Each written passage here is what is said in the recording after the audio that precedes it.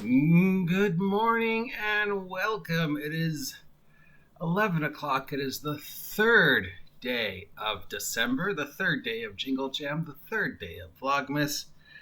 And I am your Bah Humbug, your grumpy guide to all things gaming, the OG GM with some end of the year GM tips. We started the year, middle of the year, end of the year, throwing out some words of advice to my fellow game master and players to try and make gaming a little bit more comfortable in the new year. And I am really tired today for some reason. There's some crazy winds going on, and my internal barometer is all just like figgly flaggly. Support me, Rockstar. I will sell out. And it's the official collectible Cyberpunk one. It's got an Xbox code on it that allows you to unlock crap. Anybody want the code? If you have an Xbox, there you go. Okay. So let's talk about the rule of three. There's like 3 or 4 different philosophies of running a game. You know, we have on one end the sandbox West March style of game, which is just sort of, I've got things out there, you can go to them or you don't have to. Just players sort of do whatever they want. It's a sandbox. You build the world, whatever. I react. Then there's the other one, the very linear, railroady style of gaming, which is like, okay, first A happens, then B happens, and if you do B, then C happens, then if you don't do B, then D happens. Very modular, very linear, very adventure path style. We have a couple of variations of that on either side. Then we sort of have the middle style, which is how I GM, which is sort of a little bit of both. Take a little bit of sandboxy because you know players are never really going to do what you think they're going to do, and a little bit of railroading because you know players are never going to do what you think they're going to do, but you also give yourself a little control but still have the illusion of freedom.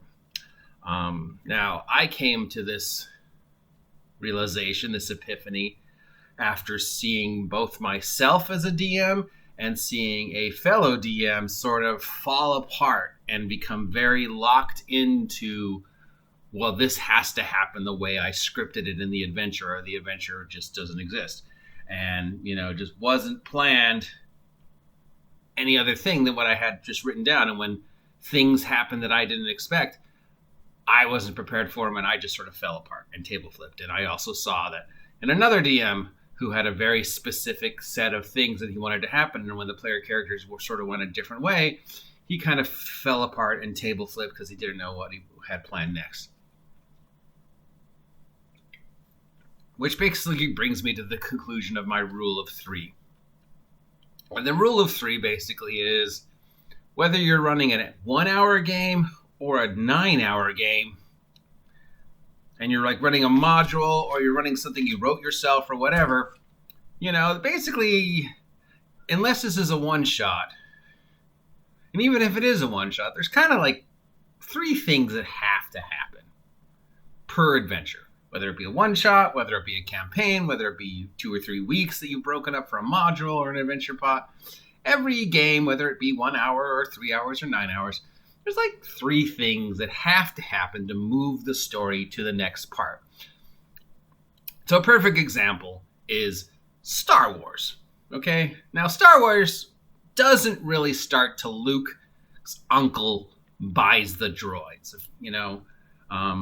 Before that, there's a lot of amazing stuff going on. We're introduced to our characters. We're introduced to Vader. We're introduced to the Void, the droids. We're introduced to the universe. But really, the actual protagonist, antagonist, heroic journey doesn't really start till Luke's uncle buys the droids. So, to move from point A, Luke's uncle's buying the droids, and the droids now getting in Luke's possession, to point B, Luke leaving Tatooine with Han and Ben, 3 things have to happen, right? Luke has to see the message to be inspired to go look for Ben, or Luke doesn't have to see. Well, basically, the message has to be in play. Okay, even Luke doesn't even really have to see the message because we know R2 is going to escape. Okay, that's the one thing that has to happen. R2 has to escape, which leads to Luke following R2, which leads to Luke meeting Ben. That's the second thing that has to happen, which means Luke and Ben going to Mos Eisley's, and leaving with Han. 3 things that have to happen in the first part of Star Wars. Message is, Luke didn't have to see the message because, R2 was going to escape anyways. So really, R2 escapes, that leads Luke to meeting Ben. Trip to Mos Eisley's, leaving. Now, but if we were running stat as an adventure, there's a lot of things that could happen between those 3 things that have to happen. And there are players who might not do the things you think they're going to do. Like you think, well, he has to see the message. Well, he doesn't have to see the message. All that has to happen is that R2 has to escape. And R2 escaping could happen at any time. It doesn't have to happen when Uncle Owen shuts down for the night. Not that Tatooine would ever have a real night, but whatever. R2 could escape at any point in time that R2 thinks it is an appropriate moment to escape. He could take C-3PO with him, or he doesn't have to take C-3PO with him. Players could follow him or not. The message could get played or the message could not get played. But R2 has to escape. And somewhere in that first hour, let's say this is a 3-4 hour session, R2 has to escape to move the story to point B. But up to and after that, the player characters can do whatever they want. So that's the idea of the rule of 3. You just basically have 3 things that have to happen to move the adventure along. But they can happen in any order. They don't have to happen in the order that you wrote, because you as the DM have the ability to move things. Let's say we're running an adventure where the player characters have to go to the church to get the magic widget. I don't know, an axe or something. Some fabled dwarven axe that's being stored in the dwarven church of the dwarven god of dwarves. Now, you as the DM know that axe has to be in play. You as the DM know R2 has to escape. But let's say, no matter how many subtle or even overt things you drop, the player characters don't go to the church for whatever reason. They want to go to Grandma's house. They want to go to Mos Eisley's and talk to their friends. They want to go, womp wap hunting. They want to go check out the weird noise they heard in the basement of the inn. Whatever, it doesn't matter. But that axe has to come into play. But the great thing as a DM is all that you know is the axe has to come into play, which means the axe doesn't have to be at the church if they're never going to go to the church. You can move the axe. That's the rule of 3. 3 things have to happen, but they don't have to happen in any specific order, and they don't have to happen in any specific place, as long as the 3 things or whatever things happen to move the story along. The axe has to come into play. But until the axe is in play, it is an intangible concept, which means it can be anywhere. Doesn't have to be in the church. If they go down to the basement to investigate the spooky noises, the intangible concept of the axe can move from the church to the basement. R2 has to escape so that we move to the next thing that has to happen to move the story along, which is Luke meeting Ben. But how R2 escapes and when R2 escapes, those are completely intangible concepts. How R2 leads Luke to Ben is an intangible concept. It could happen in any order as long as it happens. And if a series of events happens that the player characters are never, interested in R2, okay, just have R2 escape and have them see R2. If they never go to follow R2 or whatever, but you know that this has to happen, the rule of 3 says, well, these 3 things just have to happen, but they don't have to happen in any specific place, in any specific time, or in any specific order, just as long as they happen to move the adventure along. This lever has to be pulled to lower the bridge, to allow the character in the video game to move to the next scene. We know that has to happen.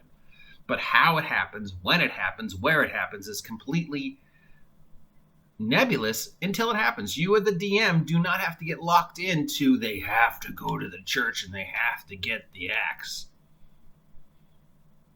Because you can move the axe. And you could just decide, well, I'm going to, based upon where they're going, doesn't have to be an axe, really, does it? I could change it because all it's doing is really, it's a widget It's a MacGuffin. It's an idea. It is a plot device to move the adventure along. The idea that this thing exists that will move something along, that will cause something to happen in the future of the story.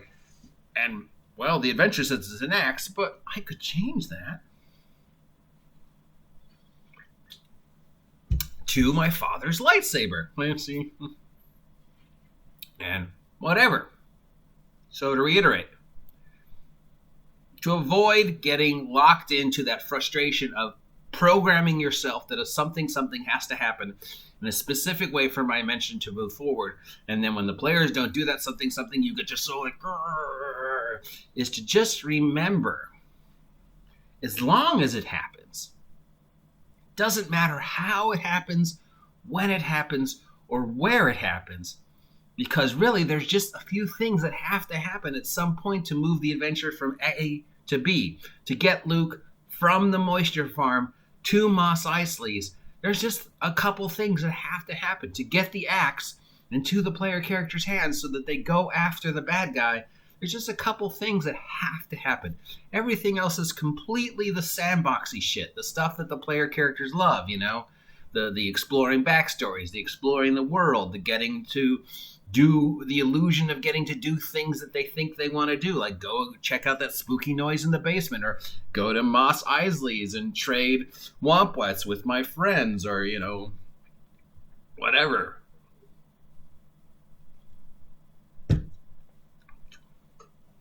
As long as it happens, because you were, as the game master, are completely in control of what happens or what the MacGuffin is, it could happen anywhere, anywhen, anywhy. So there you go. Hopefully that made some sense to you. Maybe I need more Rockstar. Support me, Rockstar. I will sell out. Cyberpunk 2027. Yeah, I wish I had an Xbox so I could play this. If you appreciate this content and want to see more, comment down below. If you don't appreciate this content and think I should shut the fuck up, comment down below. If you haven't had a chance to subscribe yet, please take a moment to subscribe. It only takes a second. It helps you know when the next OGGM adventure is published, and it helps me know what direction you want me to take the channel. I'm still hoping to hit 250 subs by the end of the year. Who knows if that'll happen, but that's the goal. And if you're feeling generous and in the holiday mood, consider supporting me. Any money I make through my PayPal during the month of December will go directly to the Yogcast charity bundle. So I've already donated, so I've got the bundle. So anything else I donate is purely just straight directly to them. I won't get anything for it. I'm supporting Primetime Sports Camp and Apex Sports, which is the British European equivalent of Primetime Sports Camp. And of course, I'm also supporting COVID relief and special needs. So toss a coin to your bah humbug. Go to my PayPal or go directly to the Yogcast Jingle Jam. So many charities that they're supporting this year. There's got to be one you feel like. I know we're all hard up for money, but just, you know, kind of nice to do something nice for somebody else, because that's supposedly what this time of year is all about. I will talk to you bah humbugs later. Remember, 3 things.